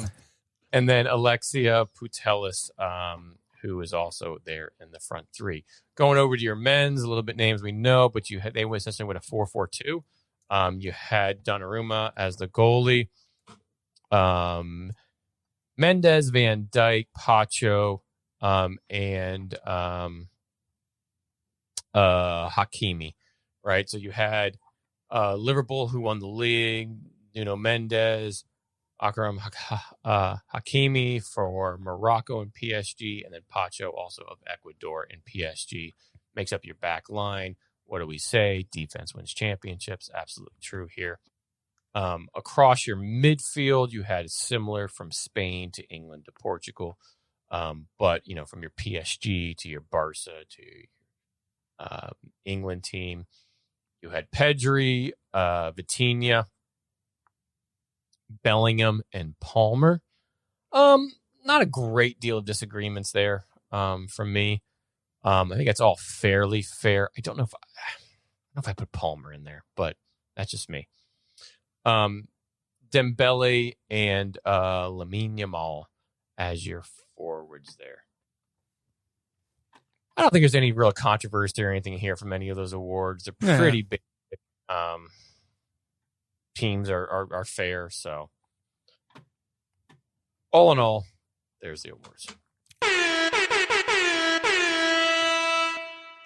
On the 11th day of footy headline, soccer gods gave to me 11 on his shirt, 10 award honors, 9 goals and assists, 8 crazy goals, 7-figure salary, 60 million euros, 5 goals in 5, bum, 4 teams in the group, 3 title contenders, 2 Messi MVPs, and a World Cup draw from DC. 11 is the number that Liverpool legend Mohamed Salah wears on his shirt. And unless you've been living under a rock the last few weeks, Mo Salah, Arne Slot, and Liverpool have been prominent in the headlines of world football. What have we made of it so far? I think this is a rare slip up for Salah because he's a very team player. And I think the way he did this, I understand the personal hurt of the situation, but I don't think it helps the club. And so I wasn't impressed with that because I don't think Slot is... We don't know where Slot's going to fall yet. He kind of won with Klopp's team. I don't know that Slot's a bad manager necessarily. But I mean, Salah also had been a little things weren't working and Liverpool was struggling, still are. So I don't know, man. It seems like a rare misstep to me for Salah as far as behavior is concerned. And he very much in his last match acted like he was saying goodbye to Anfield. Yeah, he did, and I think you worded it and said it well because it's his comments were quite scathing. That may come up here in the quotes of the pod here. So some of them, but interesting on the timing. Interesting that they may have spurred from a Jamie Carragher response of kind of calling for him to come out and speak to it, which he did, and it was quite explosive at the time a few weeks ago. And I think to me it sounded sour grapes and hurtful in terms of kind of what we were just talking about here not too long ago, but how it seemed like a breakup was happening. Yeah. Where there's a lot of emotion involved, not so much logic and thought and reason behind it. And when you looked at it, whether or not Slot had succumbed to the media and what people have been saying about how you need to drop him because Salah does not track back and play defense and do these sort of things, or he just made a tactical decision. think only Slot and maybe his staff know the answer to that. But he was dropped, and the results didn't get necessarily better. No. And that's tough. Salah was brought in, included in the squad on the game on the weekend where they won, I think 2-0 or 2-1, something like that. And ended up subbing in early in the first half. Did not start, but subbed in off of an injury in the first half and ended up assisting one of the goals there. And you're right. You can tell that Salah plays with a lot of heart and emotion. He clearly loves the club. He's a club legend. One day they will have a statue of him out. Oh yeah. Somewhere, absolutely, no question. A Premier League legend. And something I had texted back in the group with Tony, and we were going back and forth, but not in a bad way or anything like that. We were just kind of talking about the quotes at the time. Excuse me. But to me, it seemed that Salah was kind of butthurt from being benched. And again, whether or not Slot made that decision from pressure from the media or just from a tactical decision, he still got benched. Same as a lot of other players that aren't producing. He got benched because he wasn't producing, he wasn't tracking back. Those are some of the reasons why. And that could happen to any player across any league and anything like that, right? And it seemed like him being benched hurt. And he was emotionally hurt by that, which I get. Which we all get. We're all human. That does not feel good when that occurs. And then more emotion was kind of poured into that when Jamie Carragher came out and maybe said, hey, you should come out and talk about it. So when he went to the media and he started to say things like thrown under the bus and scapegoat and, time on the bench, first time in my career, those type of things that were really strong words at a time when a player didn't feature in the match at all, but then spoke on a post-match interview. And it all felt really emotional. And where I go with all of this is, I think if you remember back from last year, the contract talks were ongoing throughout the last half of the year, right? The club was trying to get across Van Dijk to sign a new contract and Salah.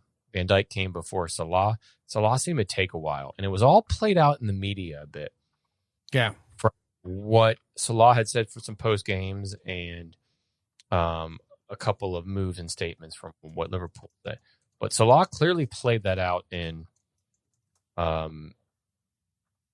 the post games and in the course of their run throughout the second half of the season last year, where they ended up going on to win the title.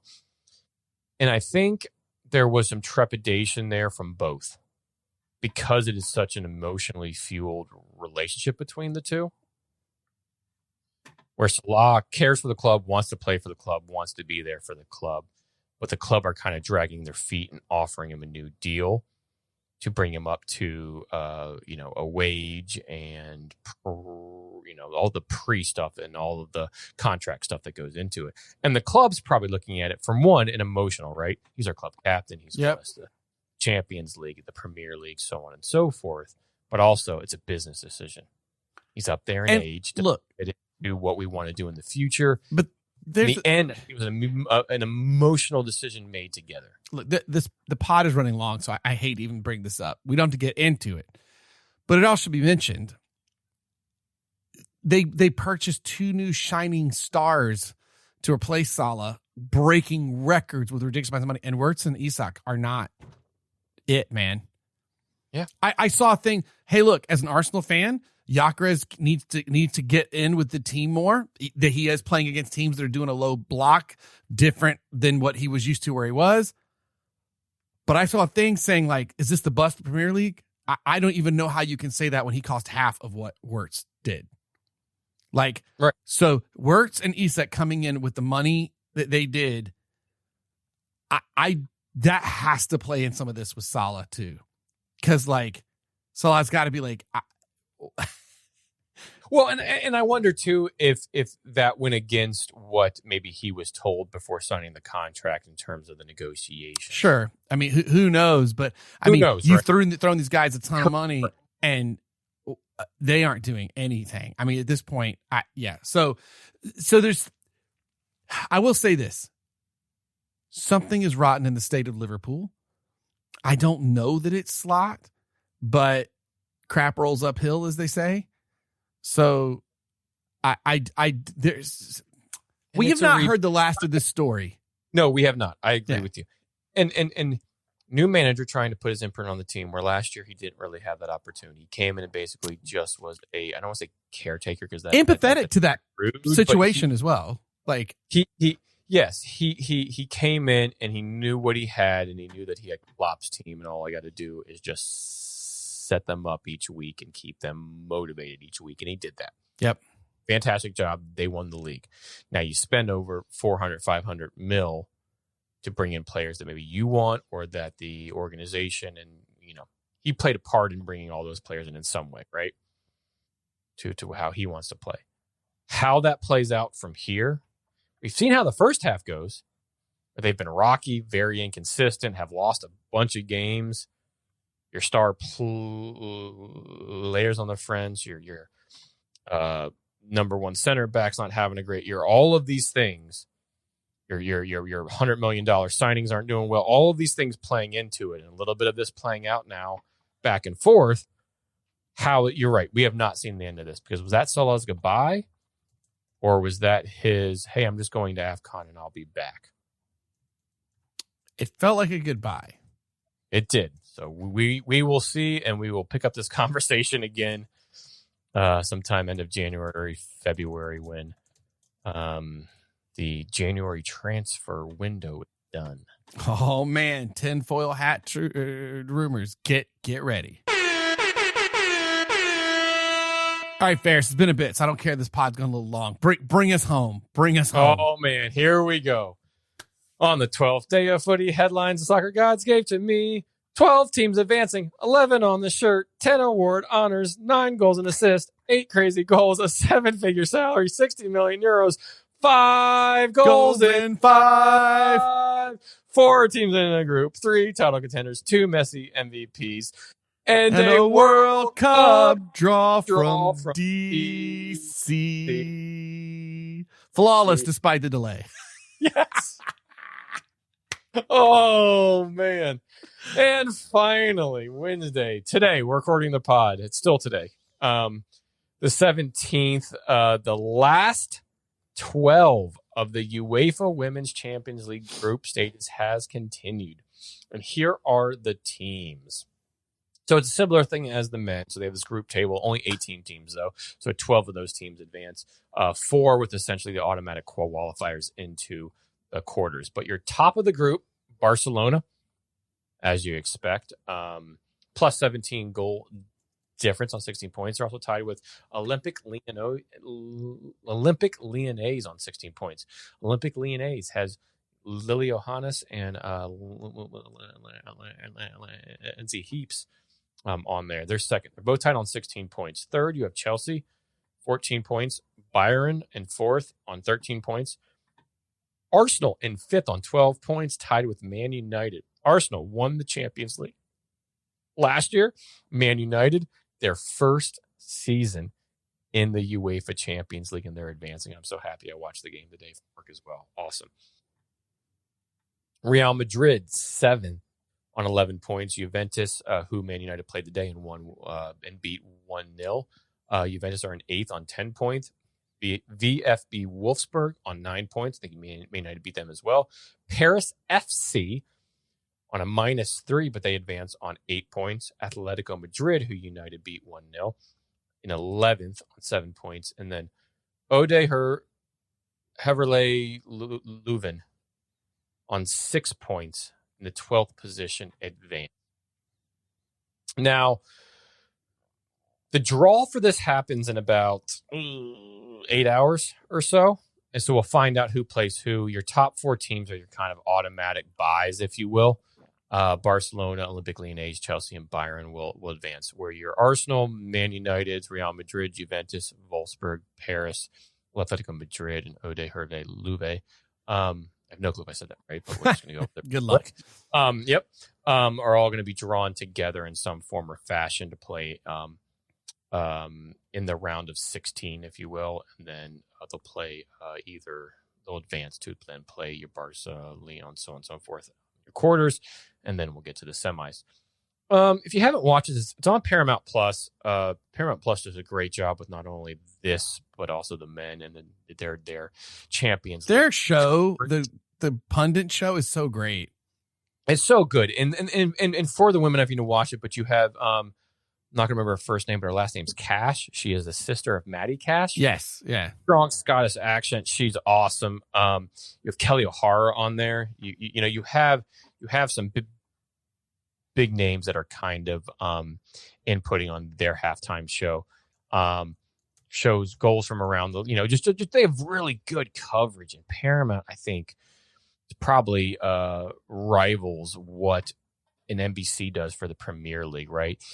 ESPN does a good job with your Bundesliga and in Spain here in the States, and I think Paramount does a really good job with those European games, from covering the whole continent to the tournaments to a lot of the leagues over there, because they also have the Championship in England. They have the Serie A, and they have forgetting one league. They have a lot of games on NWSL as well that they show. So if you get a chance, certainly watch all of these games. I think should be on Paramount Plus for when they do it. The draw should be on Paramount Plus tomorrow at 7 a.m. Standard Eastern Time, if you're up. But really, really fun games to watch, growing. You're going to see people knock off each other. You saw that no better than last year when Arsenal beat the heavily favored Barcelona team the year before that. So if you get a chance, certainly watch this because it is a lot of fun. Boom. And that's it. That brings us to the end of this festively plump pod. That's how I tend to feel at the end of the season. Our beer mentions of the pod. I had the Trogs Mad Elf Grand Cru. Ferris, first you had some moonshine. What was it again? From Tailgate Moonshine, courtesy of the Dan Patrick Show. One of my favorites. I had the Peppermint Bark Moonshine, and I'm not going to break into this again because I'm going to start going down a path I don't want to go on at this time of night. But damn good. Very tasty. You can head over to tailgate.danpatrick.com. And then from the Don't think I'm not going to do that. And then from the very well-known Allagash in Maine, I have the Ski House, a take on the white that they have. It's a winter white ale, 7.5% ABV. Some point in the pod, I already opened up a second, so I'm just about done with that. Damn good. I did not move to a second. This 11%er is holding me well. And it also has warmed up very nicely, this cherish beer, cherry beer. These are the pods I'm going to stay home because I've had moonshine and then 275 points. So I'm going to sleep real good tonight. As always, follow us on the socials, Untapped, all that good jazz. If you like the show, leave a rating or review. Better yet, tell your friends about us. Drop us an email, brewtifulgame@gmail.com if you like. Ferris, you got a quote for us? I do. From the aforementioned Mohamed Salah in the past few weeks. I have a few quotes from him. The third time on the bench for the first time in my career, post-match at Ellen Road when they played Leeds. I'm very, very disappointed. I have done so much for this club down the years, and especially last season. Now I'm sitting on the bench, and I don't know why. It seems like the club has thrown me under the bus. This is how I am feeling. It is very clear that someone wanted me to get all of the blame. I got a lot of promises in the summer, and so far I'm on the bench for 3 games, so I can't say they keep their promises.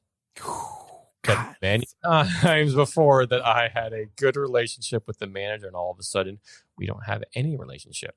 I don't know why, but it seems to me how I see it, that someone doesn't want me in the club. This club I always support. My kids will always support it. I love the club so much. I always will. I called my mom yesterday. You guys didn't know if I would start or not, but I knew. Yesterday I said, come to the Brighton game, which was just this past Saturday. on December 13th. I don't know if I'm going to play or not, but I'm going to enjoy it. In my head, I'm going to enjoy that game because I don't know what is going to happen. I will be in Anfield to say goodbye to the fans and go to the African Cup of Nations. Woo! Spicy Salah. Yes. And as Blake said, we have not heard the end of this. Nope, that drama has not. The fourth pyramid has not completed its story yet. Ferris, I have a question for you. Go ahead. How did Darth Vader know that Santa's sleigh had arrived at the Death Star? Something was. Oh, I have felt his presence. Yeah.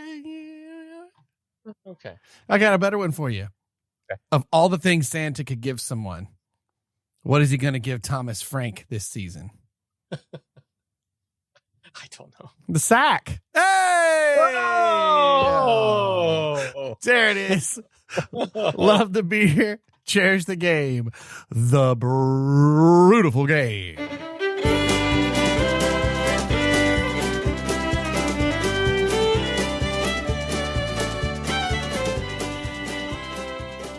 Something like a seasonal Spurs joke to whet your holiday appetite.